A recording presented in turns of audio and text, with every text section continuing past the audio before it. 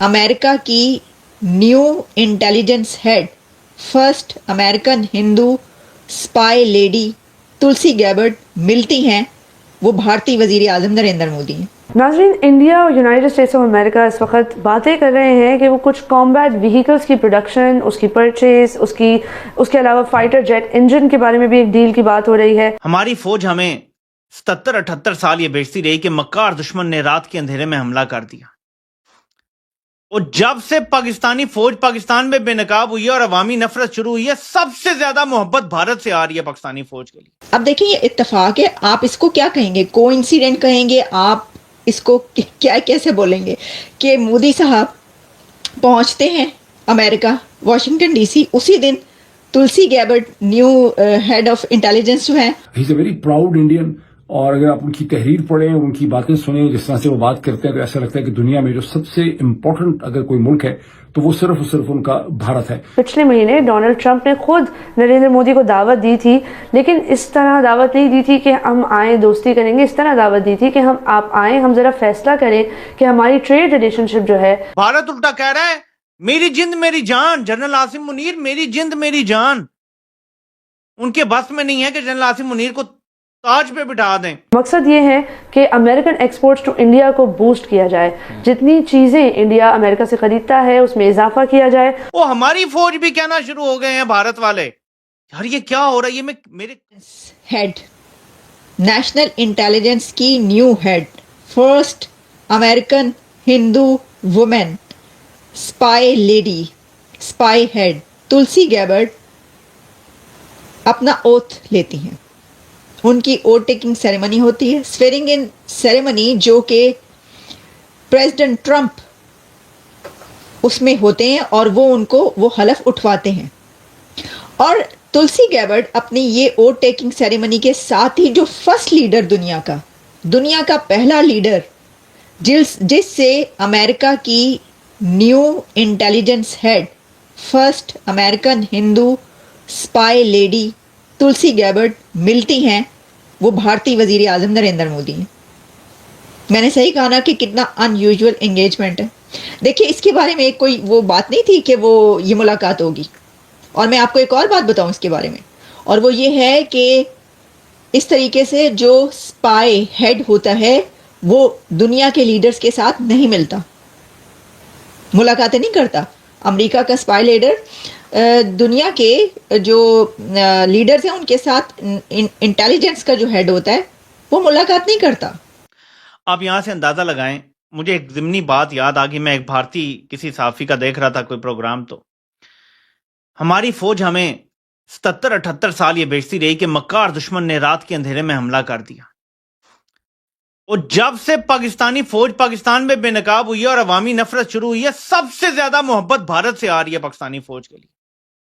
और मैं तो हैरान रह गया हूं यार कि एक एक उनका मीडिया पंडित कह रहा है जी, ओहो इमरान खान ने तो फौज को बड़ा बदनाम कर दिया, हाँ हमारी फौज भी कहना शुरू हो गए हैं भारत वाले। यार ये क्या हो रहा है? ये मेरे कानों को जो सुनाई दे रहा है, मुझे यकीन नहीं आ रहा कि हमें खतरा, और मुझे खदशा रहा है मुसलसल कि फौज इतनी गलत काम कर रही है, बेनकाब हो रही है, इस दौरान मोराल डाउन, अवाम आपके खिलाफ है। अगर खुदा ना खास्ता भारत हमला कर दे, भारत उल्टा कह रहा है मेरी जिंद मेरी जान, जनरल आसिम मुनीर मेरी जिंद मेरी जान।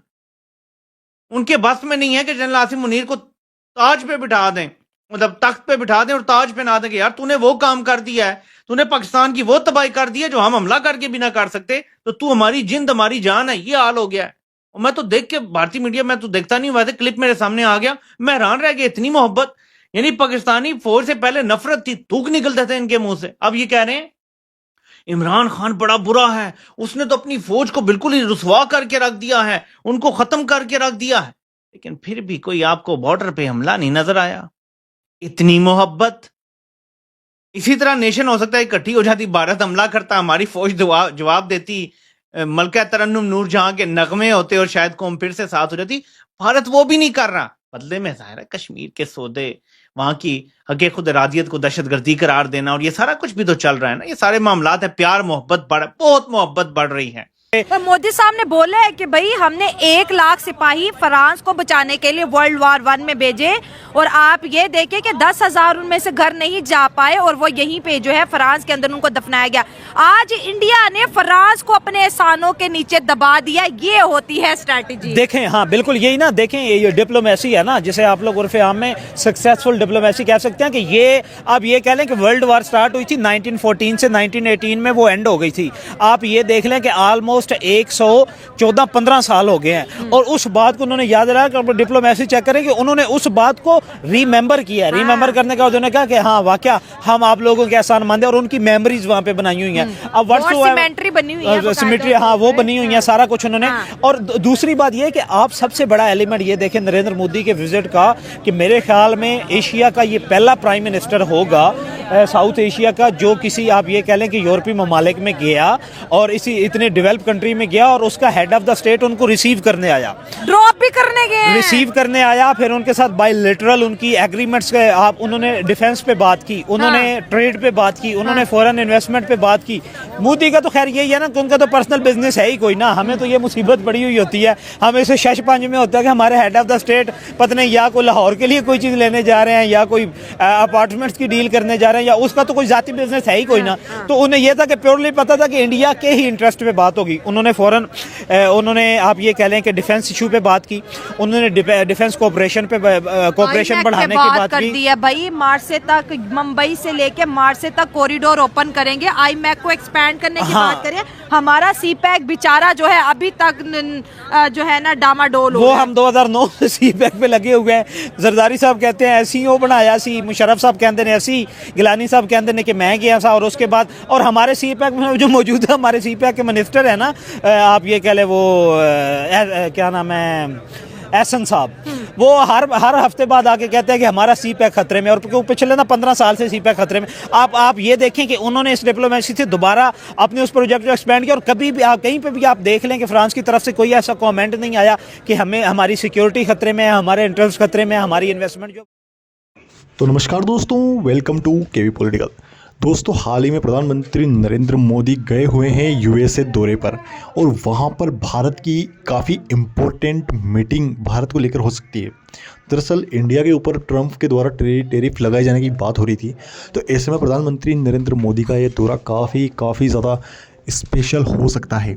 इसका एक मेन रीज़न है कि प्रधानमंत्री नरेंद्र मोदी की ट्रंप के साथ मुलाकात, जिसमें वो डोनाल्ड ट्रंप को कन्विंस कर रहे कि ब्रिक्स के द्वारा डॉलर को कभी भी नीचे नहीं गिराया जाएगा, क्योंकि डोनाल्ड ट्रंप को डर है कहीं चाइना, रशिया और इंडिया के साथ साथ कहीं ब्रिक्स कंट्री मिलकर डॉलर को नीचे ले जाने का प्रयास ना करें।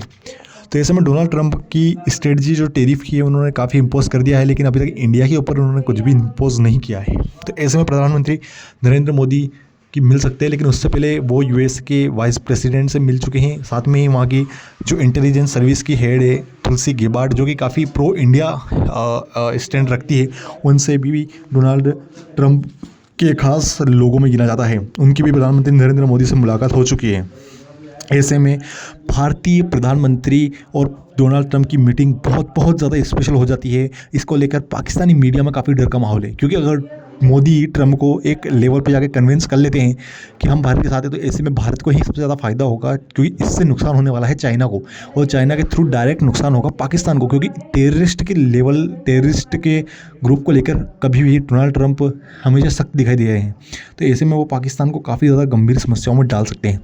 यहाँ भारत की विदेश नीति काफ़ी ज़्यादा काम आ सकती है, और ऐसे में सबकी नज़रें भारतीय डॉक्टर एस जयशंकर विदेश मंत्री और प्रधानमंत्री नरेंद्र मोदी के ऊपर रहेगी। इसको लेकर आपकी क्या राय है, कमेंट सेक्शन में ज़रूर बताएं। जय हिंद।